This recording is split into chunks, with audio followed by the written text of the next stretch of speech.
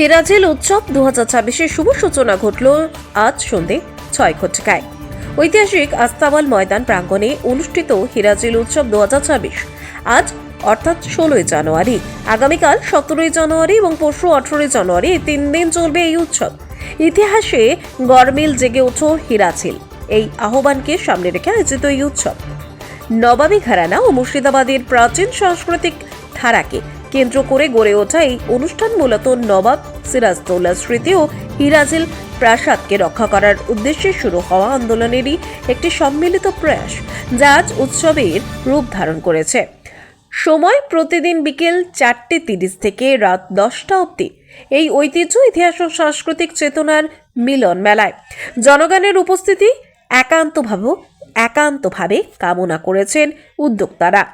উক্ত অনুষ্ঠানে উপস্থিত ছিলেন মুর্শিদাবাদের পৌরসভার পৌরপিতা ইন্দ্রজিৎ ধর, বিশিষ্ট শিল্পী পঞ্চানন চক্রবর্তী, দেবাশিস মণ্ডল, বিশিষ্ট শিক্ষক অর্ণব রায়, সমর্পিতা সিরাজ, ছোটে নবাব, শহীদ রেজা আলী মির্জা সহ একাধিক বিশিষ্ট ব্যক্তিবর্গ। লালবাগ থেকে সেরিফুল শেখ ও হানজালা মণ্ডলের report, S news live Bangla.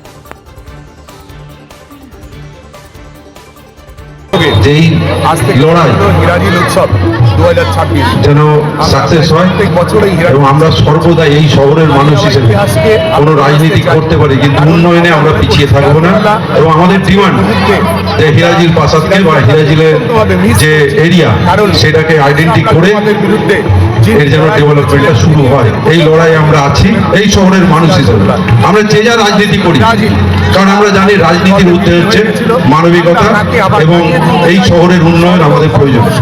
আসুন আমরা সকলে মিলে আজকে প্রতিজ্ঞাবদ্ধ হই যে হিরাজিলের যে লড়াই, যারা এই ট্রাস্টিতে সকল সদস্য আছেন তাদের পাশে আছি, এটাই আজকের দিনে বলবো। এবং উপস্থিত মঞ্চে আছেন আমাদের অত্যন্ত প্রিয়জন, পঞ্চানন স্যার থেকে শুরু করে, আমার অভিভাবক ছোটে নবাব থেকে শুরু করে, আমার ভাই অর্ণব থেকে শুরু করে, আরো যারা আছেন সকলকে, সকল অতিথিবর্গকে শ্রদ্ধা, সম্মান, নমস্কার, প্রণাম এবং ছোটদেরকে আন্তরিক শুভেচ্ছা। আসুন আমরা সকলে মিলে এইভাবে মুর্শিদাবাদকে এগিয়ে নিয়ে যাই। সকলে ভালো থাকবেন, ধন্যবাদ। আমরা এখানে এসেছি লালবাগ সমৃদ্ধ ফাউন্ডেশনের পক্ষ থেকে, রনি আছে, আমি সুভাষিস পাল এবং আমাদের মধ্যে উপস্থিত রয়েছে আমাদের খুব প্রিয়। এবং আমার 2019 সাল থেকে আমি এই চেষ্টা করে যাচ্ছি এবং ধীরে ধীরে এটা হচ্ছে সংঘবদ্ধ হয়েছে 2020 সালের দিকে করোনা কালে।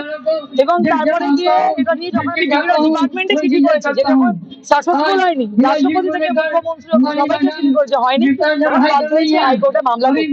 এবং আজকের এই মঞ্চ হিরাজিল উৎসব, হিরাজিল উৎসব 2026, এটার উদ্দেশ্যটাই হচ্ছে প্রতিবাদ, এই উদ্দেশ্যটাই হচ্ছে আন্দোলন। এটা উৎসব কম, আন্দোলন দেখি যারা যারা আন্দোলন করছে তারা একত্রিত এই উৎসবটা আমরা হঠাৎ পালন করছি, মানুষকে জানানো করছি আসলে অরিজিনাল প্রশাসনকে বাঁচাতে হবে।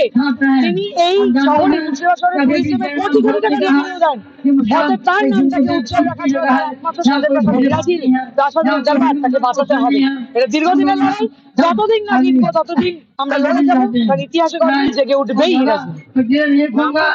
সমর্পিতা সিরাজ।